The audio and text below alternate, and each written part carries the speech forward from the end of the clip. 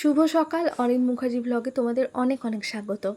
সোমবার দিন সকাল এখন 8টা মতো বাজে। আমি আর দুই মা আজকে গেছি চন্দ্রচূড়ের মন্দিরে বাবার মাথায় জল ঢালতে।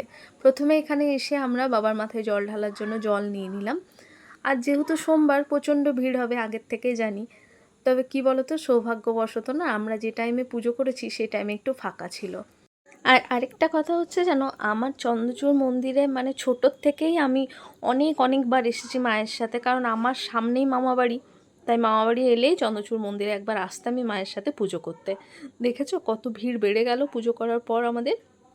তো এখান থেকে এবার আমরা যাব আমার মামাবাড়ি। তার আগে সব মন্দিরগুলোতে প্রণাম করে নিচ্ছি। আর এখানে একটা নতুন মা কালী মন্দির হয়েছে, মা সেখানে নিয়ে যাচ্ছে আমাদের।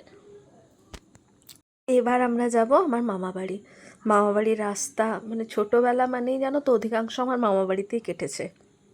আমি মামাবাড়িতে এলে না মনটা প্রচণ্ড খারাপ হয়ে যায়। দাদু দিদা আর নেই। দাদু দিদা থাকা অবস্থায় মামাবাড়ির মজাই আলাদা ছিল।